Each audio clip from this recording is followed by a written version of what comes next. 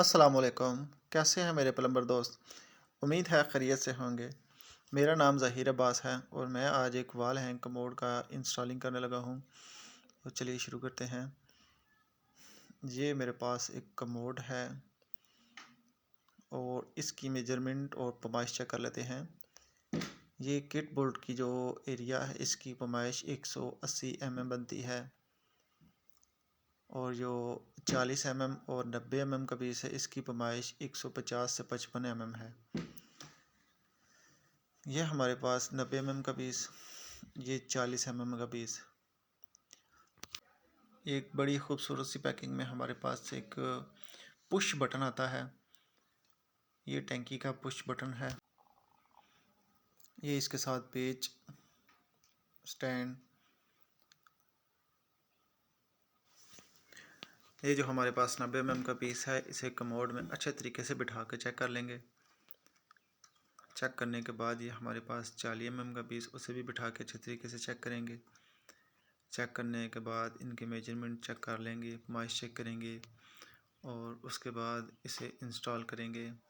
ये हमारे पास टैंकी की फिक्सिंग मौजूद है। टैंकी हमने पहले ही फिक्स कर दी हुई है। ये जनाब हमारा आउटलेट और ये इनलेट। ये टैंकी का 1.5 इंच का 40 का है और ये नीचे हमारा आउटलेट है जो वो तकरीबन 4 इंच से कम है, 90 का बनता है। ये 40 का पीस आपने अच्छे तरीके से बिठा के उसे निशान लगा लेना है। निशान लगाने के बाद अच्छे तरीके से फिर आपने 90 का जो पीस है इसे भी अच्छे तरीके से बिठा के निशान लगा लेना है। निशान लगाने के बाद आपने फिर इसे कमोड में भी फिक्स करना है। कमोड में फिक्स करेंगे, अच्छे तरीके से उसे बिठाएंगे ताकि कोई कमी ना रह जाए। ये 40 का पीस है, इसे भी अच्छे तरीके से फिक्स करके निशान लगा लेंगे। फिर ये हमारे पास 90 का पीस है, इसे भी, ये बड़ा आसान तरीका है, इसमें आपको कोई मुश्किल पेश नहीं आएगी। आप बड़ी आसानी से इसकी फिटिंग कर सकते हैं। ये हमारे पास एक फट्टी है, उसके साथ हम निशान लगा लेंगे।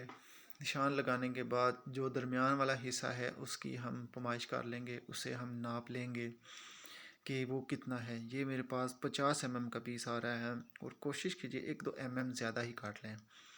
ये मैंने 50 का पीस है और ये मेरे पास 40 का पीस आ रहा है। 40 का हम इधर से काट लेंगे। इसको हम 40 का पीस अलग कर देंगे और दरमियान वाला रख लेंगे और इसमें से हम 50 का काट के अलग कर देंगे और दरमियान वाला हिस्सा हम रख लेंगे। दरमियान वाला पीस जो है वो सॉकेट, उसे अच्छे तरीके से फिक्सिंग करके इसको सिलिकॉन लगाएंगे।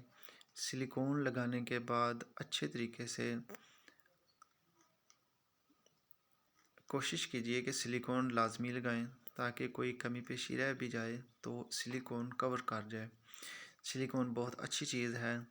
फिर हम 90 का पीस लेंगे और इसे भी अच्छे तरीके से सिलिकॉन लगाएंगे।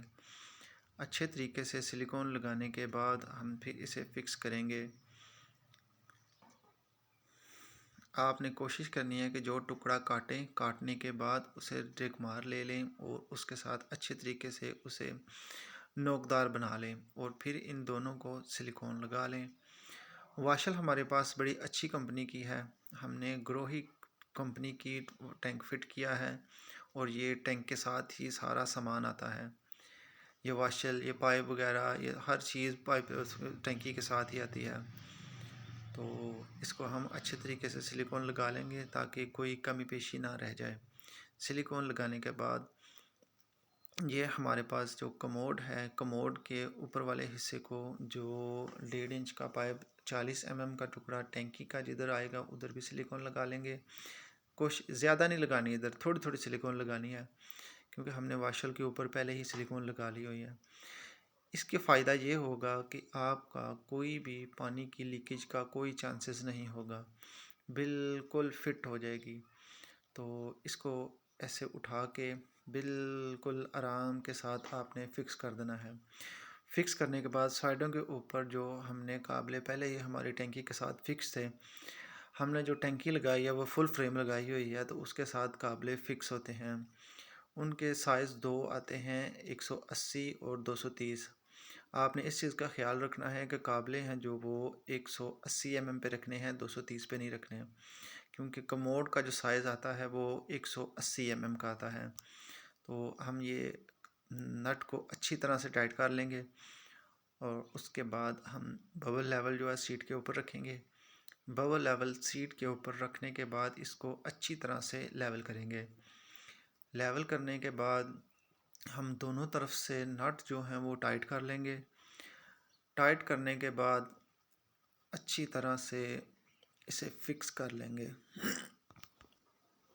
जब एक दफ़ा ये फिक्स हो जाए तो इसके ऊपर जितना भी वज़न डाल लें, इसे कोई टेंशन, कोई मसला नहीं पेश आएगा।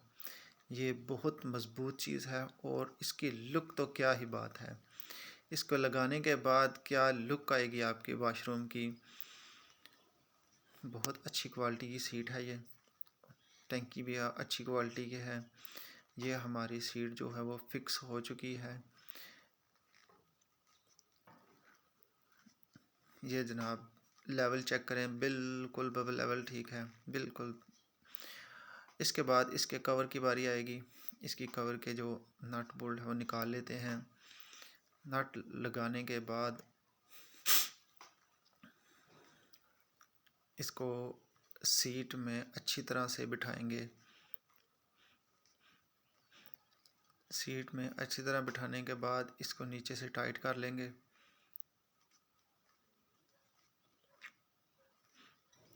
जनाब टंकी फिक्स करने के बाद उसके ऊपर कवर लगाया जाता है, हम उसको काट लेंगे।